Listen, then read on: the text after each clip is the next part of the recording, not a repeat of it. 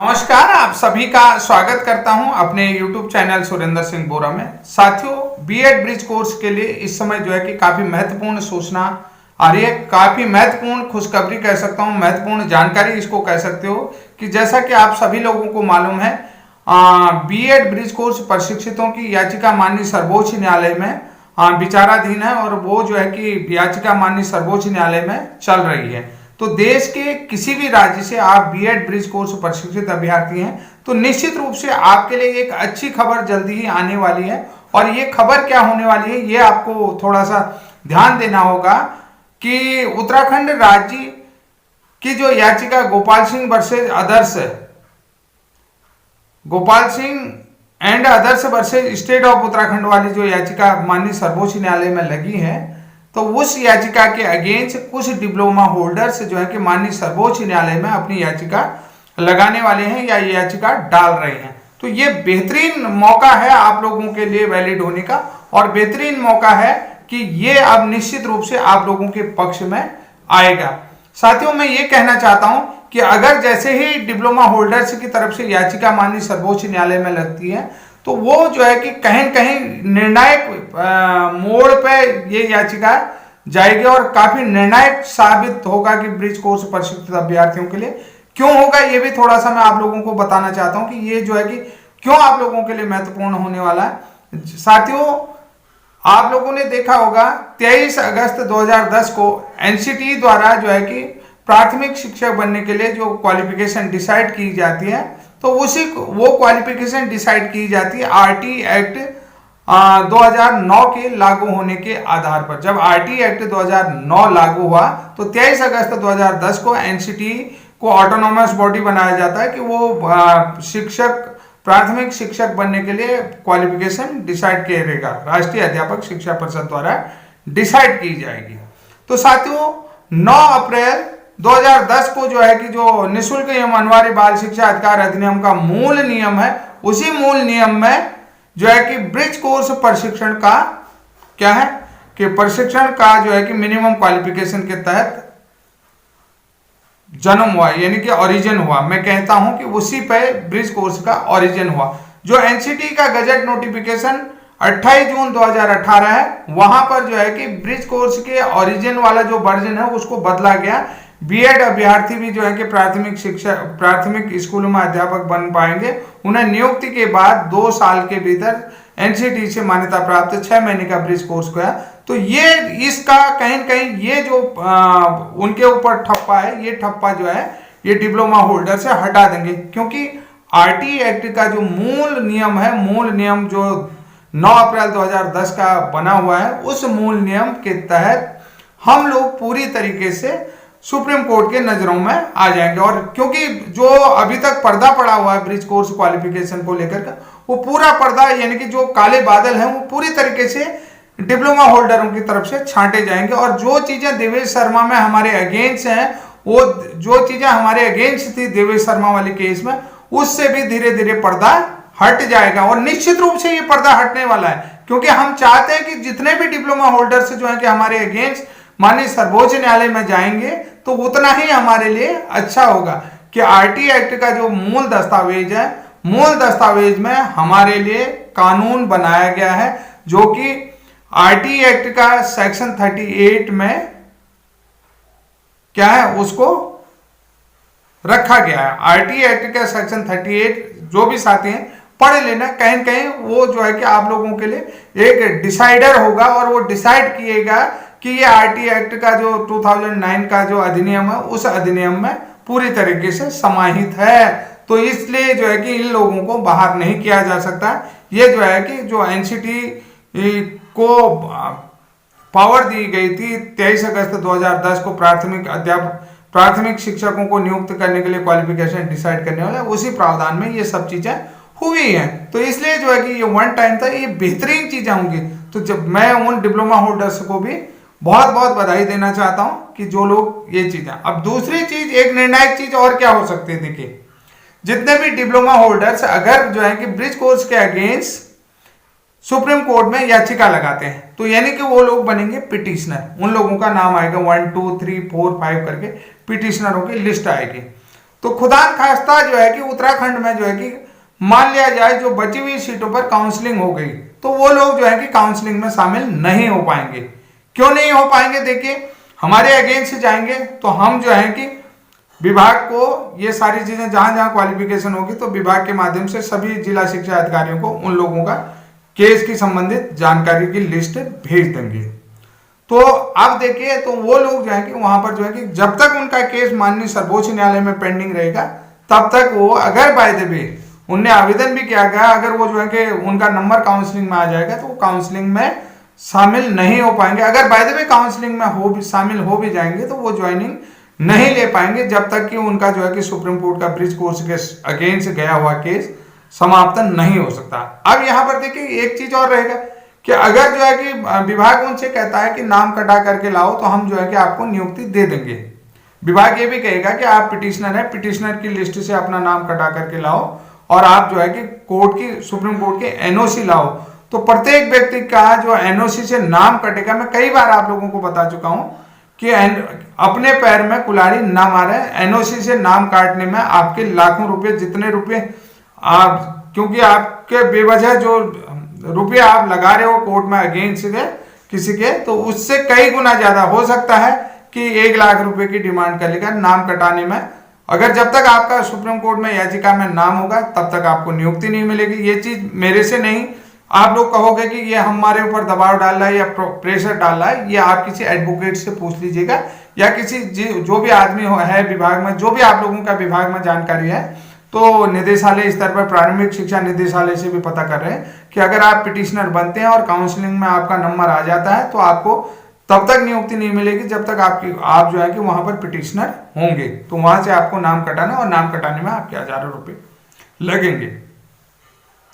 अब बात रही इससे आगे क्या हो सकता है।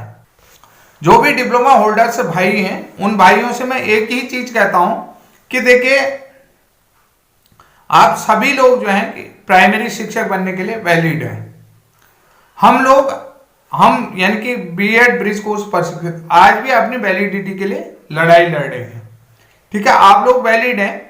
आप लोग बिना वजह जो है कि किसी के अगेंस्ट जा रहे हो, जो कि अभी प्राइमरी में वैलिड ही नहीं है, वैलिड होने तक उसे समय लग रहा है, और आप लोग वैलिड हैं। हो सकता है कि कल को जो है कि सेकंड काउंसलिंग आ जाए, सेकंड काउंसलिंग में आपका नंबर आ जाए और आप जो है कि वहां पिटिशनर बन रहे हैं।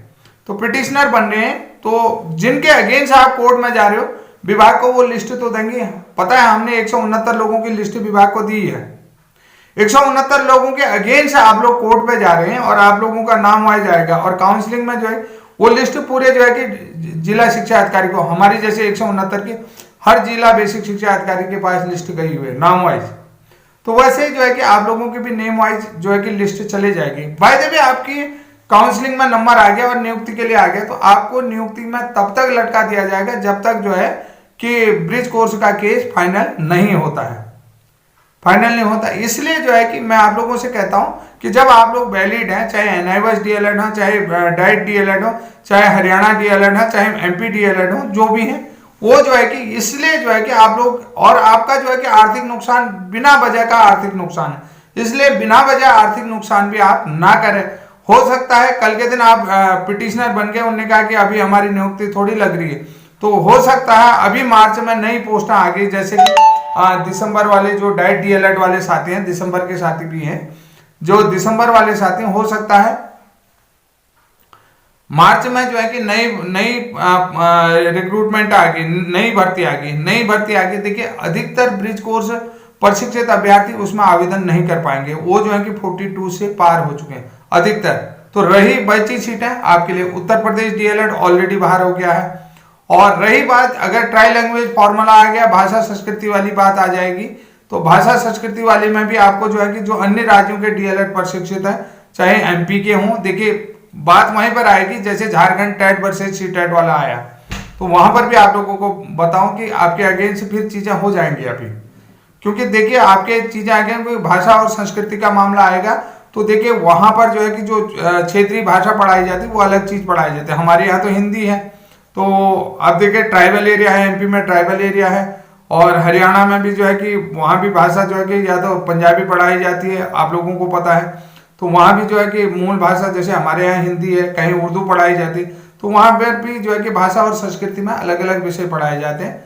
अब हरियाणा की बात कर रहा हूँ, एमपी की बात कर रहा हूँ, भाषा और संस्कृति के चक्कर में यही जो डाइट डीएलएड वाले हैं या जो है अन्य जगह जहाँ अन्य उत्तर प्रदेश से डीएलएड प्रशिक्षित वाले आपके अगेंस्ट क्या करेंगे, कोर्ट में जाएंगे। और कोर्ट में जाने के बाद भाषा और संस्कृति अलग अलग होने की वजह से आप पर भी ये चीजें भारी पड़ सकते हैं। इसलिए जो है कि ये सारा खेल जो है कि 2027 तक है। 2027 के बाद डीएलएड के नए प्रवेश होंगे नहीं, 2030 तक आप लोगों को लगना ही लगना है। तो निश्चित रूप से ये बिना वजह के पछड़े जो है कि आप लोगों के लिए शुभचिंतक होने के नाते भी आप लोगों को एक अच्छी राय दे रहा हूं कि देखिए, जिनके अगेंस्ट जाओगे वो आपकी लिस्ट तो निकालेंगे ही निकालेंगे, और आप लोगों के क्रमांक भी होंगे, नाम पता सभी चीज होता है कि वहां पर किसी की भी लिस्ट निकाल लो, सबके जितने लोग गए हैं। तो उसमें केस में देखिए निदेशालय में पूरी लिस्ट आप लोगों की फाइल आती है, फाइल में कौन कौन लोग हैं, उसी फाइल के साथ ही ज्ञापन देना होता है। वो ज्ञापन ऑलरेडी सभी बेसिक शिक्षा अधिकारियों के लिए।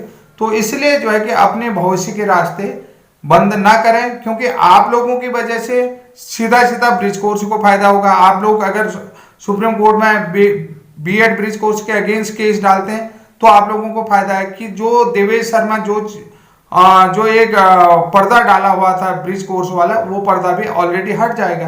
क्योंकि देवेश शर्मा वाले केस में पॉइंट नंबर 32 में उन्होंने कहा कि देश में कहीं भी ऐसा ब्रिज कोर्स जैसा प्रशिक्षण नहीं है। ये एक बड़ा झूठ बोला था, उस झूठ से भी पर्दा हट जाएगा। उन्होंने कहा कि ऑलरेडी जो ब्रिज कोर्स प्रशिक्षण हुआ वो तो आरटी एक्ट 2009 में है, आरटी एक्ट लागू होने के साथ साथ ही है, और आरटी एक्ट के जो है कि मूल नियम जो 9 अप्रैल 2010 है उसमें शामिल है।